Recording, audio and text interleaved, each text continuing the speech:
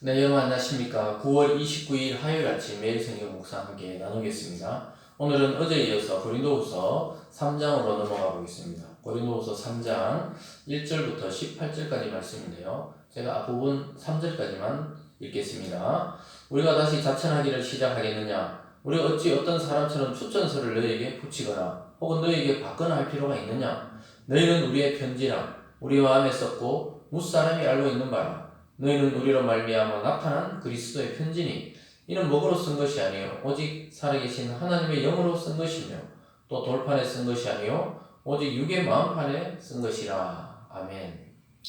오늘 말씀을 통해 주의 영으로 주의 형상이 되어간다. 주의 영으로 주의 형상이 되어간다라는 제목으로 말씀을 증거하겠습니다. 사도 바울은 늘 이 사도권에 대해서 의심을 받았습니다. 예수님 살아계실 때 직접 보지 못했기 때문에 예수님 살아계실 때 직접 모시고 또 그와 함께 사역했던 사람을 사도라고 하는데 너는 그때 없었지 않느냐? 오히려 예수 믿는 자를 핍박하던 사람이 아니냐? 이렇게 하면서 의심을 많이 받고 굉장히 핍박을 많이 받았습니다. 이 고린도 교회도 사도 바울이 세우고 사도 바울이 복음을 전하고 사도 바울이 전도해서 교회를 개척하고 설립했는데 나중에 바울이 떠나가 나서 거짓 교사들이 와서 사도 바울은 좀 이상하다. 또 말도 잘못한다. 그리고 자기들은 추천서를 갖고 왔는데 사도 바울은 추천서도 없어 스스로 와서 사도라고 이야기한다. 이렇게 거짓 소문을 퍼뜨렸습니다. 그랬을 때 오늘 이 편지글의 내용을 통해 사도 바울은 우리가 어떤 사람에게 추천을 받아야 되겠느냐? 너희들이 바로 나의 추천서가 아니냐. 이 말은 내가 전한 복음을 듣고 너희들이 예수 그리스도를 믿게 되고 성도가 되지 않았느냐. 그것이 가장 중요한 증거가 아니냐는 것입니다. 맞습니다. 여러분 형식적인 학벌과 또 자격증과 이런 것도 필요하지만은 만약에 우리가 복음을 전해서 그 사람이 구원된 사람이 되었다면 그가 바로 하나님이 우리에게 주신 확실한 표입니다. 우리가 하나님의 복음을 전하다가 보면은 받아들이는 사람이 있게 됩니다. 그런 사람들이 변화되는 것을 통해 우리는 복음이 확실하구나. 또 예수님은 살아계시구나. 하나님은 역사하고 있다. 이런 것을 느끼듯이 사도 바울은 바로 너희들이 나의 그러한 추천서가 되는 것이지 굳이 형식적으로 예루살렘 교회에서 추천을 받아서 와야 되느냐. 이런 문제를 좀 이야기하고 있습니다. 그리고 사도 바울은 이미 사도들과 이미 베드로나 또 요한이나 예수님의 형제 야고보와 교류를 하면서 그들의 인정하에 사역을 하던 사람이었습니다. 어쨌거나 사도 바울은 이러한 어려운 것을 통해서 우리 모두가 주님의 영으로 주님의 형상을 닮아가고 있다고 오늘 본문 마지막에는 그렇게 이야기합니다. 먼저 첫 번째로 그리스도인들은 그리스도인의 편지다 이렇게 말씀합니다.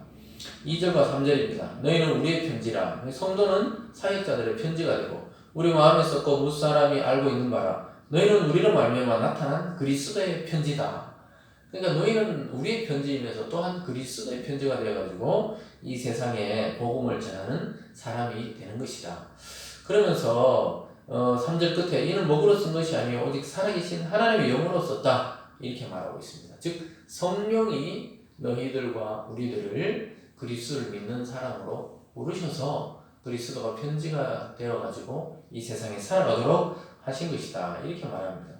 즉 어떤 교회의 직분이나 또 성도로서의 구원의 은혜는 우리의 노력과 또 우리의 어떤 자격과 우리의 열심으로 이루어지는 것이 아니라 하나님의 은혜의 부르심으로부터 난다고 이야기하고 있습니다. 4절과 5절이 바로 그 말입니다. 우리가 그리스도로 말미암아 하나님을 향하여 이같이 확신한다. 그러니까 그리스도를 통하여 이런 확신을 가지게 되었다. 5절입니다. 우리가 무슨 일이든지 우리에게서 난 것 같이 스스로 만족할 것이 아니니 내 열심으로 사도가 되고 내 열심으로 복음 전도자가 된 것이 아니고 우리의 만족은 오직 하나님으로부터 나느니라. 하나님께서 우리를 그렇게 부르셨고 새 언약의 일꾼과 복음의 일꾼으로 부르셨기 때문에 나는 주님의 영에 의해서 주님을 닮아가고 성도 여러분들도 그리스도의 편지가 되어서 점점 그리스도를 닮아가는 것은 하나님으로부터 시작된 일이라고 이야기하고 있습니다. 저와 여러분의 부르심도 또 이 땅에서 많은 사람 중에 우리를 선택하셔서 구원하심도 나의 어떤 선택과 결정과 열심이 아닌 하나님으로부터 시작된 그 사랑의 일임을 고백하고 깨닫는 오늘 되시기 주님의 이름으로 축원합니다. 오늘 두 번째로는 새 언약의 일꾼이다 이렇게 말합니다. 구약에는 특정한 계통의 그 직분자들이 있었죠. 아론의 후손들이 제사장이 된다든가 또 특별한 사람들이 왕이 된다든가 뭐 이런 것이 있었는데 이 신약에서 예수를 믿으면은 모든 그리스도인이 새 언약의 일꾼이 된다고 그렇게 볼 수 있습니다. 6절입니다. 그가 또한 우리를 새 언약의 일꾼 되게 만족하게 하셨으니 율법 조문으로 하지 아니하고 오직 영으로 함이니 율법 조문은 죽이는 것이요 영은 살리는 것이니라. 하나님의 영, 주님의 영, 이 성령 하나님께서 우리에게 임하셔서 이 모든 일을 하셨고 우리를 복음으로 이끌어서 복음을 믿고 또 복음을 증거하는 새 언약의 일꾼으로 불렀습니다. 이 새 언약이라는 것은 그리스도를 중심으로 이 신약의 모든 약속을 말합니다. 그리고 옛 언약이라 그러면은 구약의 그 모세를 중심으로 율법을 이야기하는 것입니다. 그래서 우리를 새 언약으로 부르시고 자유하게 하신 분은 바로 하나님이시고 하나님의 영이신 성령이다 이렇게 말씀하고 있습니다. 그래서 우리의 직분, 이 성도라는 이 말, 교회에서는 뭐 다른 또 직분도 있죠. 목사님이나 장로님이나 권사님이나 집사님이나 또 간사님이나 또 교회의 각자 맡은 필요에 따라 직분이 있습니다. 그러나 그것은 2차적인 것이고 가장 완전한 직분은 성도라는 그 말 자체가 제일 높은 신분입니다. 여러분 성도들은 이 땅에서 비교할 수 없는 영광을 누리게 되고 또 구약의 많은 사람들보다 더 영광스러운 직분이라고 이야기하고 있습니다. 8절입니다. 하물며 영의 직분은 더욱 영광이 있지 아니하겠느냐. 정죄의 직분도 영광이 있은즉 의의 직분은 영광이 더욱 넘치리라. 영광되었던 것이 더 큰 영광으로 말미암아 이에 영광될 것이 없으나 없어질 것도 영광으로 말미암았은즉 길이 있을 것은 더욱 영광 가운데 있다. 이거 영광 나오는 게 헷갈리시죠? 한마디로 말하면 구약의 그 모든 직분의 영광도 크지만 새로운 직분, 새 언약의 일꾼으로 우리를 불렀기 때문에 우리는 구약의 모든 직분을 더 가릴 정도의 영광으로 우리를 불렀다는 것입니다.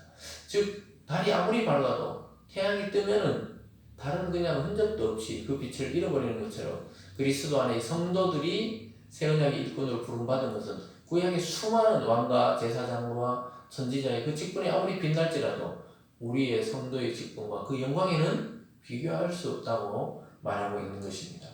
여러분 우리가 위치가 어떤지 알겠죠? 우리 대단한 위치에 와 있습니다. 하나님의 예수님과 동일한 자녀의 위치로 우리를 불러주셨기 때문에 우리가 이 땅에서 비록 겉모습은 어떤 형편으로 살아가는지 모르지만 우리의 영의 위치, 우리의 존재는 가장 영광스러운 자리에 지금 가 있다는 사실을 기억하시기 바랍니다.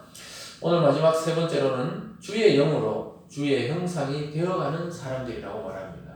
이것은 바로 성령을 통해 우리도 구원을 순간적으로 받았지만 주님을 닮아가는 데는 일생이 걸린다고 이야기합니다. 그런데 그 일생도 성령께서 주님의 영이 우리를 이끌어서 결국 그리스도를 닮은 사람을 만들어 내신다는 것입니다. 결국 주님의 형상으로 우리가 바뀌어 갈 것입니다. 15절에 보면요. 오늘까지 모세의 글을 읽을 때 수건이 그 마음을 덮었다. 즉 구약의 성도들, 구약에 믿는 사람들은 희미했어요. 그리스도에 대한 명확한 그 계시가 나타나지 않았기 때문에 율법은 희미합니다. 그래서 수건을 가린 것처럼 모세가 산에 갔다 내려올 때 영광이 너무 빛나서 그 얼굴을 수건을 가린 것처럼 구약의 성도들은 수건으로 그것을 덮어놓은 것 같습니다. 그러나 16절에 그러나 언제든지 주께로 돌아가면 그 수건이 벗겨지리라. 계시에 대해서 완전하게 깨닫게 되고 알게 된다. 그러니까 신구약 성경 전체를 바라보면서 우리 예수님에 대한 예언과 성취를 바라보기 있기 때문에 구약의 많은 성도들이 수건을 가린 것 같이 희미하게 알았지만 우리는 밝게 그리스도에 대해서 지금 이야기하고 또 알아갈 수 있게 됩니다. 그것은 바로 주님의 영인 성령이 우리를 그렇게 진리 가운데 이끌었기 때문입니다. 17절입니다. 주의 영이시니 주는 영이시니 주의 영이 계신 곳에는 자유가 있느니라. 여러분 우리가 자유를 찾기 위해서 얼마나 노력합니까? 근데 참 자유는 성령 안에서 그리스도를 만나고 그의 진리에 들어갈 때 참 자유를 얻게 됩니다. 주님께서도 이 땅에 오셨을 때 진리를 알지니 진리가 너희를 자유롭게 하리라 이렇게 말씀했습니다. 진리는 바로 성경의 말씀, 예수님의 말씀을 말합니다. 하나님의 말씀을 말합니다. 그 말씀을 우리가 알면 알수록 그 말씀이 그 진리가 우리를 자유롭게 한다는 것입니다. 내가 자유해야지. 내가 결심해서 이제 내 마음대로 살 거야. 이것이 자유가 아니고 그런다고 자유롭지도 않습니다. 그러나 주님의 영이 우리를 이끌고 주님의 진리 안에 들어갔을 때 참 자유를 얻게 되는 것입니다. 그럴 때 우리는 수건을 벗고 주님의 얼굴을 보는 것 같이 영광스러운 위치에 가게 됩니다. 18절입니다. 우리가 다 수건을 벗은 얼굴로 거울을 보는 것 같이 주의 영광을 보며 그와 같은 형상으로 변화하여 영광에서 영광에 이르니 곧 주의 영으로 말미암음이니라.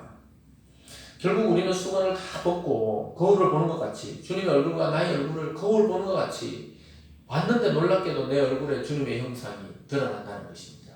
굉장히 비유적인 말 같지만 결국 우리의 인생과 삶 속에 그리스도가 드러나게 된다는 것입니다. 아주 놀라운 이야기 아닙니까, 여러분? 그래서 영광에서 영광에 이른단 말이에요. 영광이 끝이 없다는 거예요. 꽉 찼다 이 말입니다.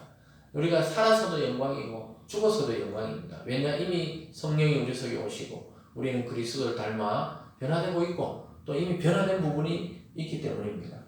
사랑하는 여러분, 복음을 맡은 자가 그리스도의 편지가 됩니다. 우리의 일생은 전체가 그리스도를 전하고 드러내는 통로가 될 것입니다. 이 모든 일 가운데 이것을 가능케 하시는 분은 바로 주님의 영인 성령 하나님이 우리를 그렇게 이끌고 있습니다. 여러분, 참된 자유는 주님의 영이 계신 또 주님의 영만이 우리에게 그 자유를 줄 수 있습니다. 여러분의 인생이 영광에서 영광에 이르는 그런 참된 또 그리고 복된 주님의 형상을 닮은 완전한 아름다운 인생 되시길 주님의 이름으로 축원드립니다. 기도하겠습니다. 사랑의 하나님 아버지 감사합니다. 주님의 영이 계신 곳에 참 자유가 있습니다. 아버지 하나님, 우리는 그동안 자유가 없이 살았습니다. 세상에 얽매이고 율법에 얽매이고 나 자신의 얽매였습니다. 그러나 오늘 말씀을 통해 성령이 우리를 자유롭게 해주셔서 주님의 형상으로 변화시켜 주시고 주님을 닮은 모습으로 살아가게 하여 주시옵소서. 그래서 우리의 일생 전체가 주님을 드러내는 그리스도의 편지가 되어질 수 있도록 우리 인생을 사용하여 주시옵소서. 오늘 하루도 나의 가정과 직장과 이 사회 속에서 살아가면서 우리 모든 성도님들의 삶이 그리스도의 향기를 드러내고 그리스도를 증거하는 복음적인 삶이 되어질 수 있도록 인도하여 주시옵소서. 감사드리며 예수님 이름으로 기도드리옵나이다. 아멘.